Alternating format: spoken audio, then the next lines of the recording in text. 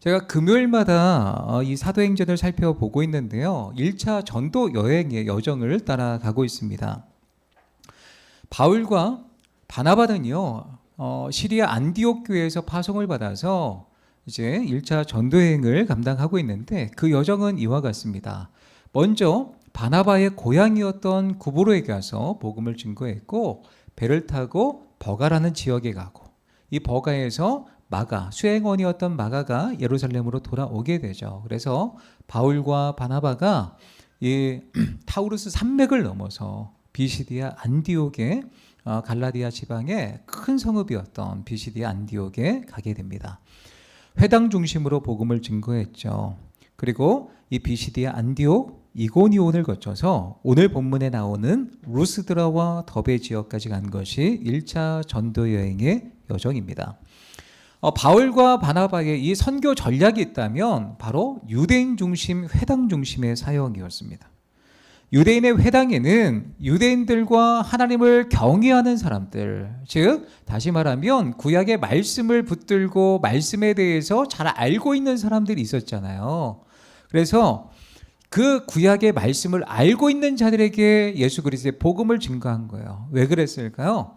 예수님은 구약의 말씀대로, 언약대로 이 땅에 오신 분입니다. 구약에 예언된 메시아가 곧 예수님이십니다. 말씀을 모르는 자들에게 증거하는 것보다 구약을 알고 있는 자들에게 예수 그리스도의 복음을 설명하는 것이 훨씬 유리했기 때문입니다. 그러한 전략은요, 효과를 발휘하게 됩니다. 수많은 유대인과 이방인들이 하나님을 믿게 되었습니다. 예수 그리스도를 영접하고 예수님을 믿게 되었습니다. 반면에 하나님의 이 복음 증거의 역사에는 어두운 면도 있죠. 유대인들이 예수 그리스도의 복음을 들었지만 반대하는 자들도 있었던 거예요.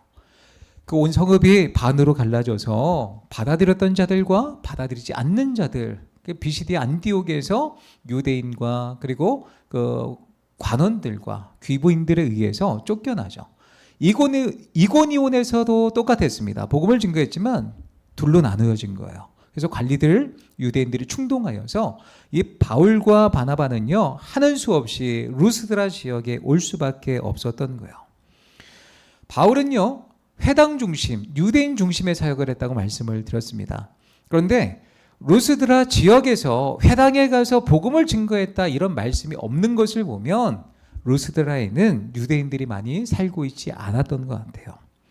회당은요, 유대인들 남성을 기준으로 10명 이상이 돼야 회당을 하나 건립할 수 있었는데, 세울 수 있었는데, 아마 이곳에 루스드라에 살고 있었던 유대인들이 10명 미만이었을 것입니다.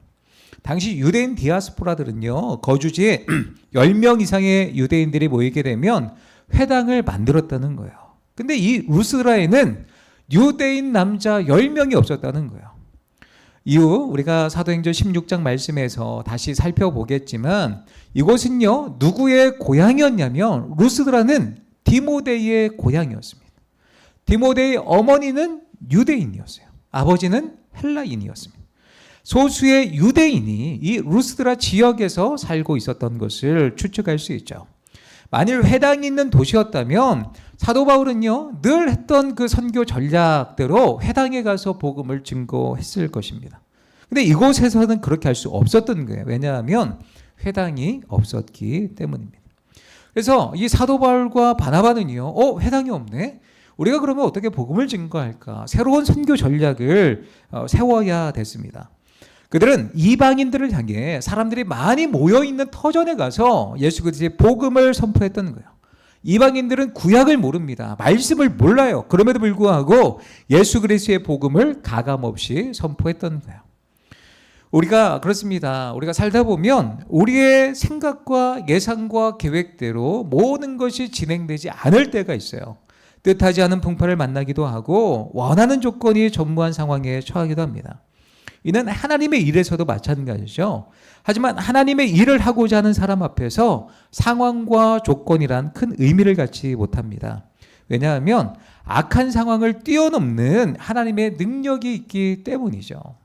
그렇다면 오늘 이 루스드라에서 감당했던 사도 바울과 바나바의 사역을 통하여서 하나님께서 어떻게 역사하시는지, 또 하나님의 역사하심이 드러날 때에 우리는 어떻게 살아가야 되는지 함께 은혜를 나눠보도록 하겠습니다. 첫 번째 같이 읽습니다. 믿음으로 믿음으로 하나님의 역사하심을 적극적으로 구해야 한다. 믿음으로 하나님의 역사하심을 적극적으로 구해야 합니다. 바울과 바나바가 루스드라에서 이방인들을 향해 복음을 선포했을 때 어떤 일이 벌어졌을까요?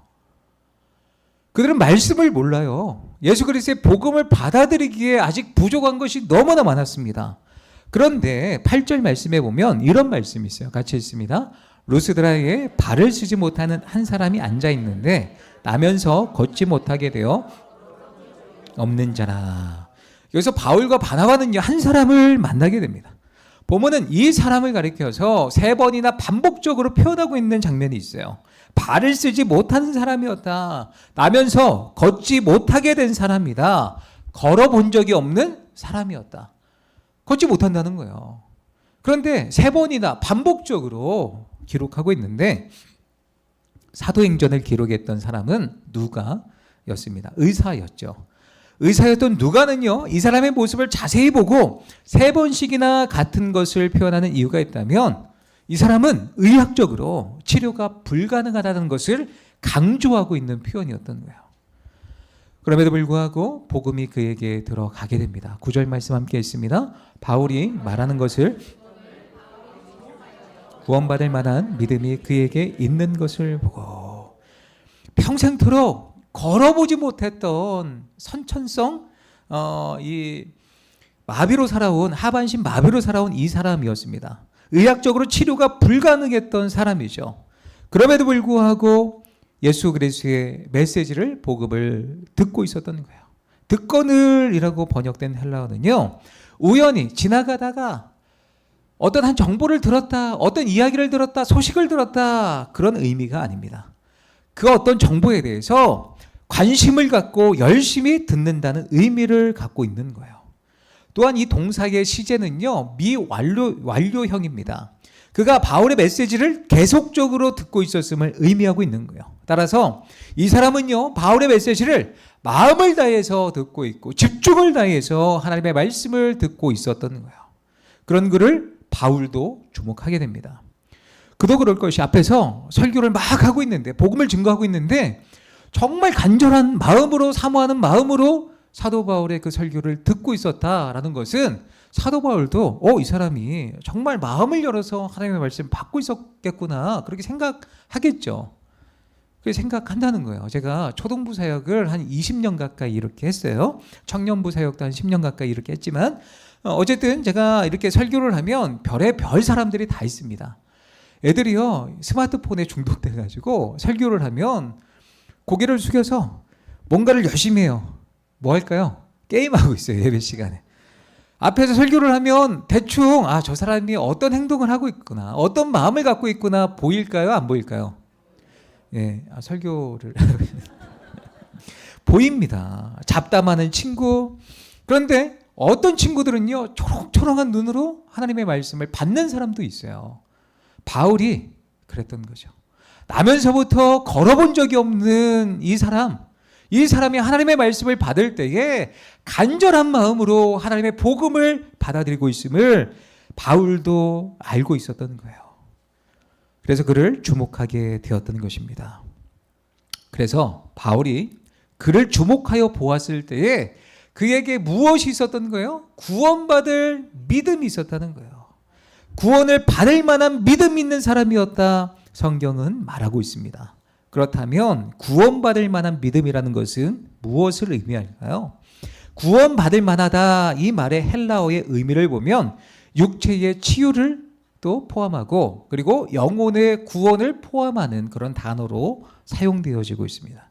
즉, 이 사람은요, 복음에 대해서 아마 몰랐을 거예요. 그런데 사도 바울을 통해서 예수 그리스도가 어떤 분인지, 그분이 우리의 죄를 위해서 왜 돌아가실 수밖에 없었는지 그 복음을 듣게 되었을 때에 마음을 열어서 예수 그리스도의 복음을 받아들이고 있었던 거예요. 그리고 나와 같은 죄인, 당시에 이런 죄인들은요, 사람들이 어떻게 평가를 했냐면 너가 나면서부터 걷지 못하는 것은 너의 죄로 말미암아 이렇게 하나님께서 어떤 신이 너를 심판한 것이다. 아니면 너의 부모의 죄 때문에 너가 이렇게 걷지 못하는 것이다. 이렇게 아픈 사람들을 어떻게 평가했냐면 죄인으로 치부했다는 거예요. 너의 업보다 뭐 이렇게 생각했다는 거죠. 그럼에도 불구하고 이 사람은요, 복음을 들었을 때에 나와 같은 죄인도 예수 그리스도를 믿기만 하면 구원을 받을 수 있다는 것을 간절한 마음으로 받아들이고 있었던 거예요. 이때 사도 바울은 구원받을 만한 믿음이 있는 것을 보고 뭐라고 선포하냐면 함께 있습니다. 큰 소리로 이르되 내 발로 바로 일어서라 하니 그 사람이 일어나 걷는지라. 큰 소리로 이르되 내 발로 바로 일어서라 하니 그 사람이 일어나 걷는지라. 일어나. 그 사람이 일어나. 이 표현에 보면 스프링처럼 튀어 올랐다라고 성경에 표현되어지고 있습니다. 사도 바울은요, 단 한 번도 일어서 본 적이 없는 이 사람에게 말씀을 의지하여서 선포하였을 때에 그는 일어나 걷게 됩니다. 할렐루야? 할렐루야죠. 진짜 할렐루야죠. 예수님께서 자신과 같은 죄인도 용납하시고 내가 그 전능하신 예수님, 나의 죄를 씻어주신 그 예수님을 믿을 때에 구원받는다.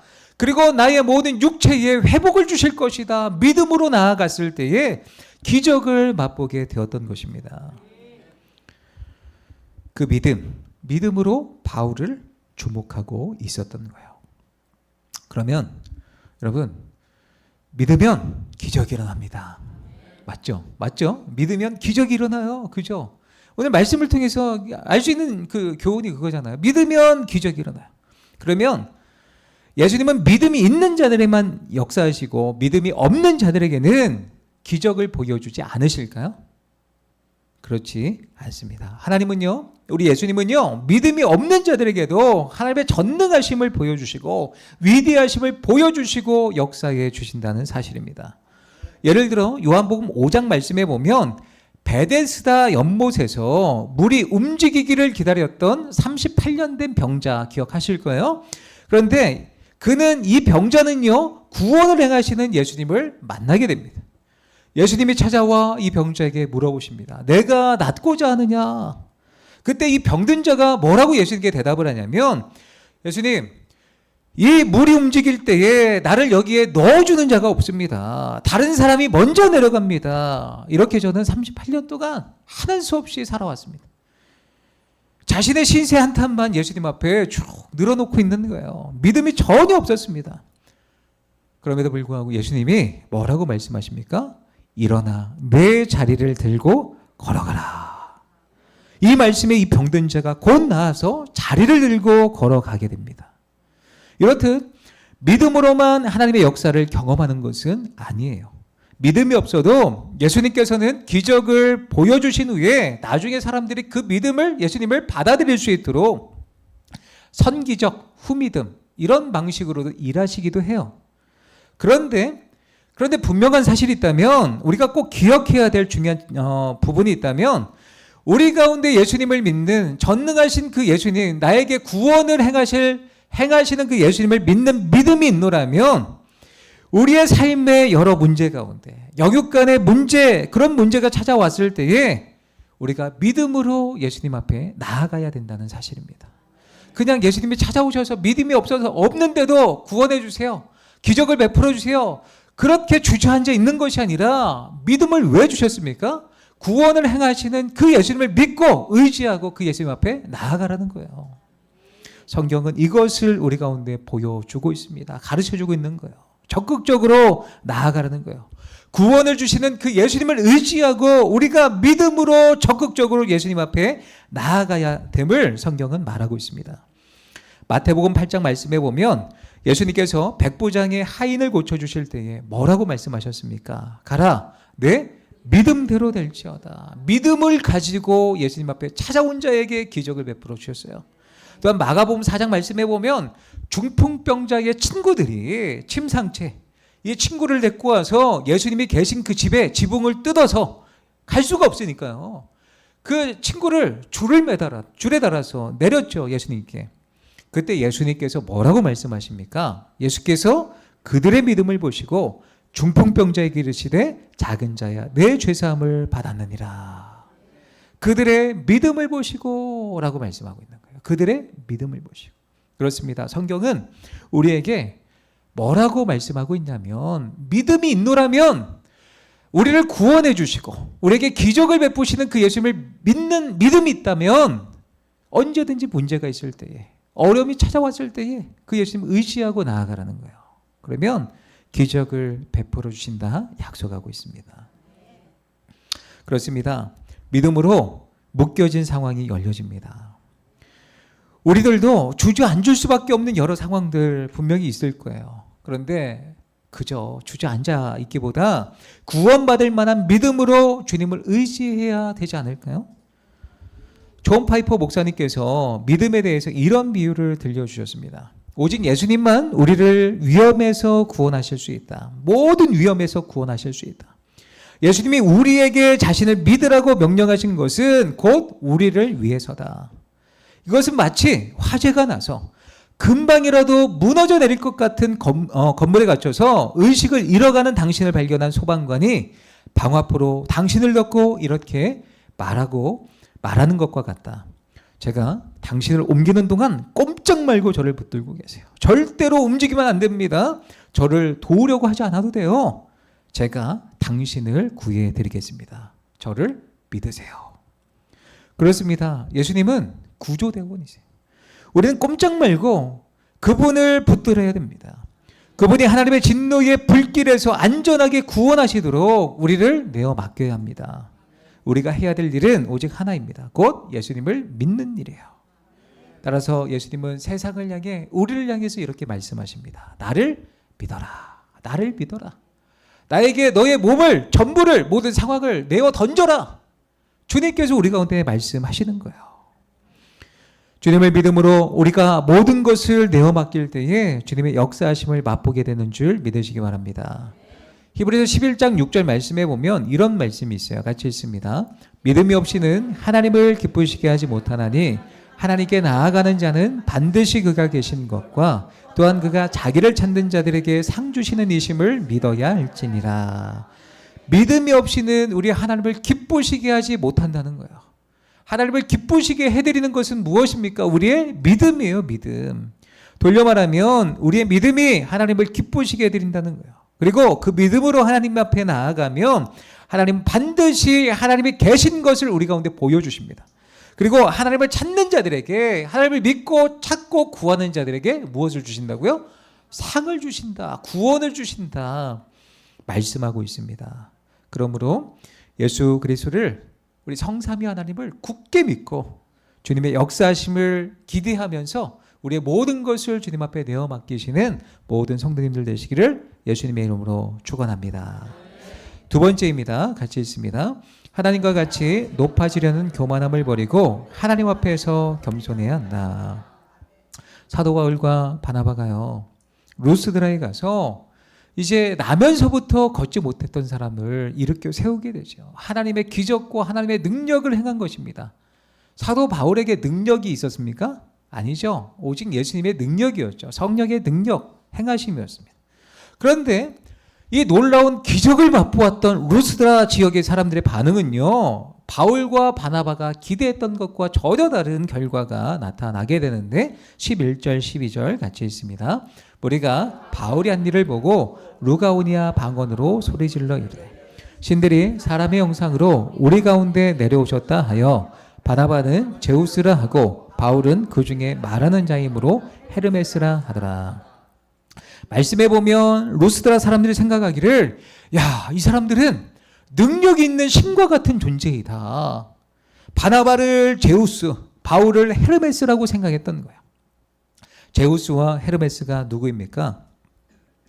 그리스 신화의 최고의 신, 주신이 제우스였죠. 헤르메스는요, 제우스의 전령을 담당하는 신이었습니다. 즉 그들이 믿는 그리스 신화에 빗대어서 바울과 바나바를 신격화하고 있습니다. 신이 사람의 형상을 입고 이 땅에 내려와서 기적을 행하였다. 어떻게 나면서부터 걷지 못하는 사람을 걷게 할 수 있느냐? 신이 내려왔다라는 거예요. 왜냐하면 이 지역의 사람들은요, 제우스와 헤르메스에 대한 전설을 믿고 있었는데, 고대 전설에 의하면 제우스와 헤르메스가 평범한 사람으로 위장해서 세상에 내려왔던 적이 있다는 거예요. 이 신들이 내려와서 묵을 곳을 찾는데 1000군데를 다녀도 이 제우스와 헤르메스를 사람의 복장으로 그렇게 변장을 하고 내려온 제우스와 헤르메스를 영접해서 숙소를 공개해준, 오픈해준 그런 집이 단 한 군데도 없었다는 거예요. 모두 다 박대했다는 거예요. 근데 마침내 찾게 된 허름한 집에서 나이든 노부부의 도움으로 묵을 곳을 드디어 얻게 되었습니다. 이로 인해 이 신들은요, 그 집을 신전으로 만들고 박대했던 모든 집을 파멸시켰다는 전설이 내려져 오는 그런 전설이 있었어요. 그래서 루스드라의 사람들은 제우스를 섬기며 다시 제우스와 헤르메스가 이 땅에 인간의 육신을 입고 내려오면, 형상으로 내려오면 우리가 방관하지 않고 그들을 영접하리라 생각하고 있었던 거예요. 지금 바울과 바나바가 인간의 모습을 입고 온 제우스와 헤르메스라고 생각했던 거예요. 그래서 그 신적 능력으로 선천성 하반신 장애를 고쳤다는 거죠. 그래서 뭐라고 말합니까? 루가오니야말로 신들이 사람의 모습을 하고 우리에게 내려왔다 소리 지르게 됩니다. 이 소문은요, 루스드라 온 성에 퍼지게 됩니다. 13절 말씀 같이 있습니다. 시외 제우스 산당의 제사장이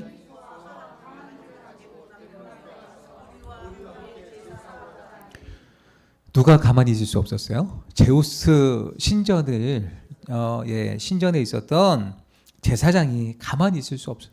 제우스, 헤르메스가 내려오셨다고? 소를 가지고 옵니다. 화환들을 가지고 와요. 왜요? 그 신에게 제사를 드리려고 소와 화환을 가지고 왔던 거죠. 바나바와 바울은요, 이 소식을 듣고 자신들의 옷을 찢으며 군중 속으로 뛰어가면서 소리쳤습니다. 같이 읽습니다.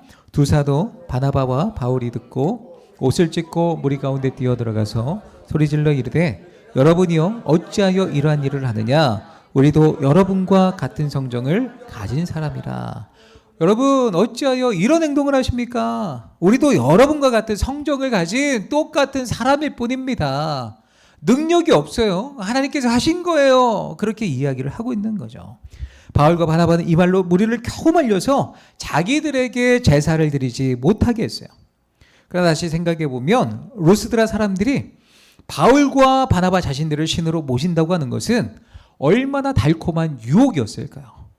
누가 나를 신으로 떠받들어 섬겨준다는데 싫어할 사람이 어디 있겠습니까? 바울과 바나바가 육적인 욕심이 있었다면 인생 최고의 기회였을 거예요. 자리를 펴고 평생 먹고 살 수 있는 그런 최고의 찬스였습니다. 그러나 바울과 바나바는 이를 거절했던 거예요. 왜요? 우리들은 영광을 받을 존재가 아니라는 거죠. 영광은 누구만 받으신다는 거예요? 하나님만 받으신다는 거예요. 하나님이 하셨고 하나님께서 기적을 베푸셨고 하나님께서 여러분을 구원하시길 원합니다. 그 예수 그리스도를 우리가 마음에 모셔야 구원을 받을 수 있습니다. 이것을 알려주기 위해서 갔던 거죠. 우리도 여러분과 같은 성정을 가진 사람입니다라고 고백했던 거예요. 그리고 이들은요 모든 영광을 하나님께로 돌리게 됩니다. 그렇습니다. 바울과 바나바는요 하나님 앞에서 자기들이 어떤 존재인지를 망각하지 않았습니다. 사실 우리가 어떤 일을 행할 때에 우리 마음속에 내가 이것을 해냈어, 이루어냈어 라고 하는 자랑스러운 마음이 생기는 것은 당연한 일이죠. 하지만 그것이 바로 우리가 사단의 유혹 가운데 빠지기 쉬운 함정이 될 수도 있다는 것입니다. 많은 믿음의 사람들이 많은 이런 유혹 가운데 넘어지죠. 내가 했어. 하나님이 하신 것보다 내가 내 능력으로 내 힘으로 모든 것을 해냈어 라고 생각하며 살아갈 때가 너무나 많다는 것입니다. 어떤 일에 대해서도 우리가 하나님의 도구로 사용되었음에도 그 하나님의 영광을 우리가 가로채려는 그런 모습이 우리 가운데 있을 수 있다는 거예요. 하나님과 같이 높임받고자 하는 교만함이 우리에게 찾아오기도 합니다. 왜 제가 이 땅 가운데 들어왔습니까? 아담이 왜 넘어졌습니까? 교만함 때문이죠. 하나님과 같이 높아지려는 그 마음 때문에 죄가 이 땅에 들어온 것입니다. 죄는요, 가장 큰 죄는 교만이죠, 교만. 하나님과 같이 되려는 그 마음, 교만. 성 어거스틴에게 어느 날 한 제자가 묻게 됩니다. 선생님, 하나님 앞에서 가장 큰 덕이 무엇입니까? 겸손이다. 그러면 두 번째로 큰 덕은 무엇입니까? 둘째도 겸손이다. 그러면 세 번째로 큰 덕은 무엇입니까? 세 번째도 겸손이다. 라고 하셨습니다. 그러면 겸손의 반대는 무엇입니까? 그것은 교만이다. 답하였다고 합니다. 무슨 말입니까? 하나님과 같이 높아지려는 교만함을 버리고 하나님 앞에서 우리가 어떤 존재인지 늘 겸손하게 살아가야 한다는 거예요. 조나단 에드워즈는요, 균형 잡힌 부흥론이라는 책에서 영적으로 교만한 사람 특징 10가지를 다음과 같이 말하게 됩니다. 첫 번째는요, 영적으로 교만한 사람은 다른 사람의 죄에 대해서 신랄하게 비난한다라는 거예요. 바리새인들이 그랬죠. 자신들은 율법을 완벽하게 지켰기 때문에 우리는 구원을 받을 수 있는데, 아우 저 세리들, 이방인들, 창녀들, 저 죄인들은 그렇지 못하다는 거예요. 교만한 사람은 나는 죄가 없다. 그러나 죄가 있는 사람들은 신랄하게 비난하는 그런 특징이 있다고 말하고 있습니다. 혹여나 우리의 마음 가운데 이런 교만함은 없으십니까? 아유, 저 누구누구는 저래서 안 돼. 저래서 안 되고, 저분도 저래서 안 되고. 다른 사람들의 죄에 대해서 우리가 너무 관심이 많다면 우리가 우리 스스로의 영적인 상태를 점검해 봐야 한다는 거예요. 우리는 남들을 정죄하고 있지는 않은지 한번 돌아보셨으면 좋겠습니다. 두 번째입니다. 다른 사람의 결정에 대해서 가혹하게 비난한다는 거예요. 죄송합니다. 꼰대라는 표현 아시죠? 꼰대. 이 말은 비단 어른들에게만 사용하지 않습니다. 요즘은 점꼰이라고 해요. 젊은 꼰대, 그래서 점꼰이라는 단어를 사용하는데, 꼰대들의 특징이 무엇입니까? 다른 사람들의 특징을 무조건 반대요. 반대 아닌 반대. 어떤 의견을 내면 알아 아는데 그거 이래서 안 돼. 어떤 의견을 내요. 아는데 그래서 안 돼. 내가 살아봤잖아. 뭐 이런 내가 경험이 많아서 많은 것을 안다라고 생각을 해서 다른 사람의 결정에 대해서 비난을 하는 그런 경우가 있습니다. 세 번째로 영적으로 교만한 사람의 특징이 있다면 자기를 독특하게 과시하고자 한다는 거예요. 내가 드러나야 한다는 거예요. 지금까지 살아온 내 삶에 내가 행한 업적을 드러내는 사람들의 특징. 하나님을 왕으로 모셔도 하나님이 하신 것이 아닌 내가 지금까지 내 인생을 가꾸고 왔노라고 고백하며 살아간다는 거죠. 그러나 하나님을 왕으로 모신 사람은요, 하나님이 행하신 일들을 높입니다. 하나님의 업적을 높이고 하나님의 은혜만 간직하며 살아감을 기억하시기 바랍니다. 또 네 번째로 영적으로 교만한 사람은요, 자기가 나보다 낫다고 생각해서 자신을 다른 사람과 분리시키려고 합니다. 그러니까 나보다가 아니고 자기가 남보다 낫다고 생각해서 자신을 다른 사람과 분리시키려고 해요. 여러분, 예수님이 이 땅에 오셔서 나는 하나님의 아들이니 나에게 가까이 오지 말아라 라고 말씀하셨습니까? 아니죠. 가까이 오라고 하셨죠. 분리되어 있는 사람들을 합쳐주려고, 평화를 이루어주고 화평을 이루기 위해 이 땅 가운데 오셨어요. 분리된 사람들, 세리들, 창녀들 친구 삼아주셨어요. 그러니까 우리가 이 예수님을 모신 사람이라면 우리 때문에 자꾸 갈라지고 있지는 않은지, 아니면 우리 때문에 자꾸 누군가가 합해지고 더해져서 하나님의 구원의 역사를 맛보고 있는지 우리를 점검해 보셨으면 좋겠습니다. 또 다섯 번째로 영적으로 교만한 사람은요, 자신에 대한 반대와 공격에 아주 예민하게 반응한다는 거예요. 왜요? 왜 그럴까요? 나는 공격받을 대상이 아니라는 거예요. 나는 완벽하다는 거예요. 100% 나는 내 생각은 옳기 때문에 누가 나의 생각에 반대를 하면 예민하게 반응한다는 거예요. 내가 누군 줄 알고 하면서 더 센 공격을 퍼붓는 모습을 보게 됩니다. 여섯 번째 특징이 있다면 영적으로 교만한 사람은요, 자신이 비난당할 때에 비난당하는 일을 더욱 열성적으로 한다는 거예요. 오기, 막 고집, 하지 말라고 그러면 막 더 열심히 하는 사람들 있잖아요. 그렇게 살아간다는 거예요. 내가 어떤 일을 할 때 다른 사람이 내가 하는 일을 반대하고 싫어한다면 내가 하는 일에 대해서 점검해 봐야 돼요. 이거 잘못된 일 아닌가? 한번 나를 점검해 볼 수 있는 그런 모습이 필요하죠.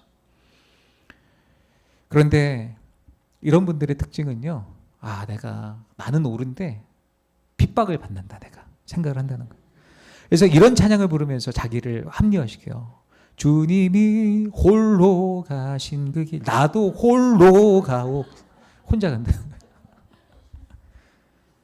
물론 사명감을 가지고 갈 수 있겠죠. 그러나 자신을 돌아보지 못하고 합리화시키며 살아가는 교만한 사람이 있다는 거예요.